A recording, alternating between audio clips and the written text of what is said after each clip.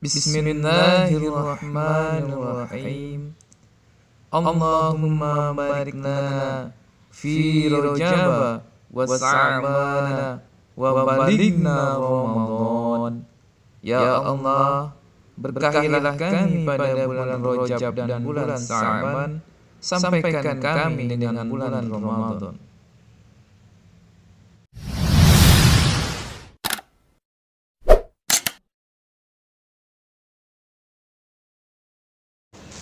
Assalamualaikum warahmatullahi wabarakatuh. Teman-teman, kembali lagi di Alim 88 Channel.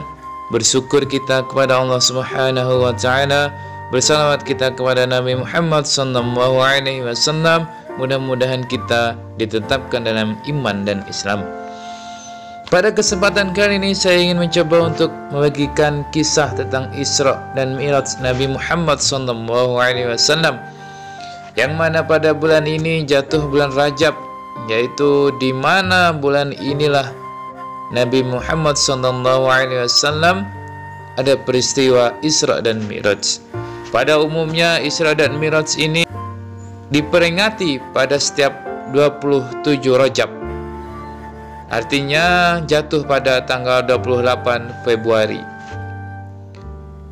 Jadi di sini sedikit ingin saya membagikan inti daripada Isra dan Mi'raj itu.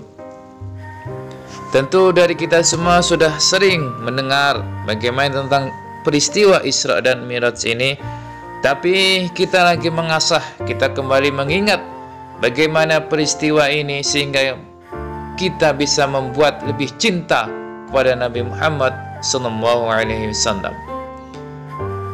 Peristiwa Isra dan Mi'raj yang dialami Nabi Muhammad dilukiskan dalam surah Al-Isra, yang artinya Maha Suci Allah yang telah memperjalankan hambanya Nabi Muhammad pada malam hari dari Masjidil Haram ke Masjidil Aqsa, yang telah kami berkahi sekelilingnya agar kami perlihatkan kepadanya sebagai tanda-tanda kebesaran kami, yaitu Allah. Sesungguhnya Allah Maha mendengar dan Maha melihat. Isra yang bermakna perjalanan malam adalah peristiwa ketika Nabi Muhammad berangkat ke Ka'bah di Mekah ke Baitul Maqdis di Yerusalem. Jarak Mekah ke Yerusalem sekitar 1239 km yang pada sekitar 621 Masehi normalnya ditempuh dengan perjalanan kuda atau unta sekitar 1 bulan. Namun Nabi Muhammad mencapainya hanya dalam semalam. Sementara itu Mi'raj, kenaikan, adalah peristiwa saat Nabi Muhammad dari Baitul Maqdis ke Yerusalem ke Sidratul Muntaha melewati 7 langit. Nabi akhirnya tiba di Sidratul Muntaha yang merupakan simbol puncak pengetahuan yang paling mungkin dicapai makhluk. Nabi Muhammad menerima perintah sholat. Nah, ini salah satu inti daripada Isra Mi'raj di sini adalah Nabi Muhammad menerima perintah sholat yang awalnya Allah perintahkan jumlahnya 50 kali dalam sehari.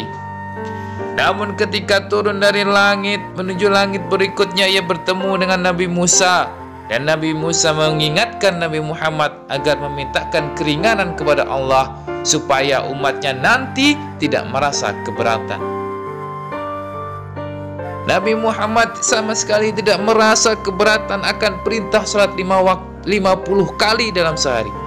Akan tetapi Nabi Musa mengingatkan Nabi Muhammad bagaimana dengan umatnya nanti. Begitu cintanya Nabi Muhammad kepada umatnya, Nabi Muhammad memberanikan diri walaupun malu menghadap Allah agar dimintakan keringanan hanya 5 kali saja dalam sehari. Ini salah satu daripada inti Isra dan Mi'raj. Bagaimana Nabi Muhammad memperjuangkan umatnya, meringankan ibadahnya, meringankan kewajibannya yang dari 50 kali sehari menjadi 5 kali sehari saja.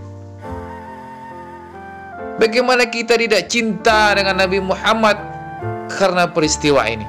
Lalu apa yang kita membuat lupa dengan Nabi Muhammad sehingga kita jarang sekali untuk tidak bersalawat kepada Nabi Muhammad sallallahu alaihi wasallam?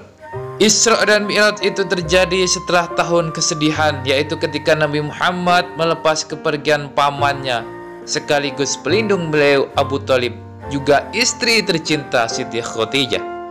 Isra dan Mi'raj Rasulullah tersebut bagai hiburan dari Allah ketika Nabi merasa sedih. Pada malam sebelum mengalami Isra dan Mi'raj, Nabi Muhammad tengah bermalam di rumah Hindun binti Abu Thalib, sepupu beliau yang dikenal dengan nama Ummu Hani. Setelah tidur sejenak, Nabi terjaga dan mengunjung Ka'bah. Di sana beliau mengantuk hingga terlelap.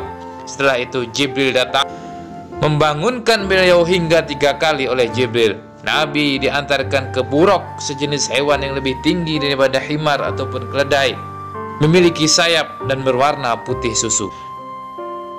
Digambarkan dalam perjalanan dari Ka'bah ke Baitul Maqdis, Nabi Muhammad mengalami perhentian beberapa kali, yaitu di Madinah, tempat Nabi Musa berteduh saat diburu Raja Fir'aun. Adapun beberapa peristiwa lain yang dialami Nabi Muhammad ketika Isra dan Mi'raj adalah melihat jin ifrit yang mengikuti Nabi dengan membawa obor.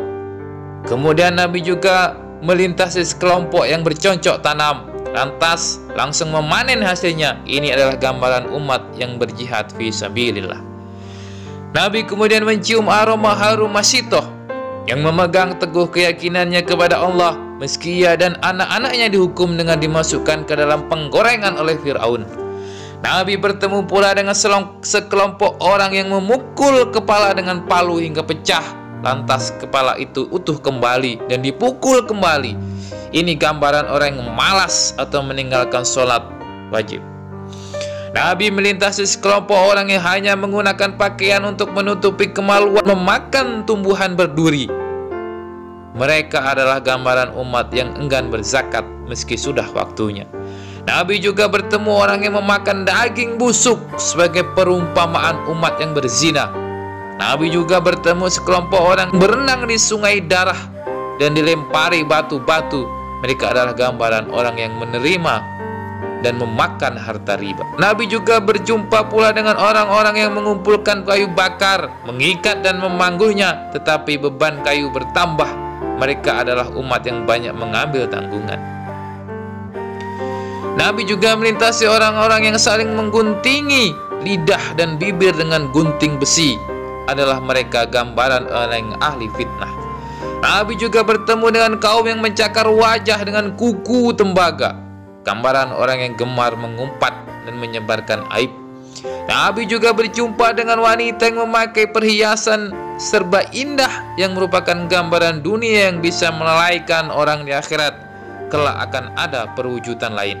Wanita itu menjadi tua renta yang menandakan betapa dekatnya dunia menuju akhirat. Lalu sesampainya di Baitul Maqdis, Nabi Muhammad mengerjakan sholat 2 rakaat, menjadi imam para nabi di tempat tersebut. Setelah itu Nabi Muhammad melakukan Mi'raj melalui langit dunia menuju Sidratul Muntaha. Dalam proses ini Rasulullah bertemu dengan para nabi. Nabi Adam di langit pertama, Nabi Isa dan Yahya yang di langit kedua, Nabi Yusuf di langit ketiga, Nabi Idris di langit keempat, Nabi Harun di langit kelima, Nabi Musa di langit keenam, dan Nabi Ibrahim di langit yang ketujuh.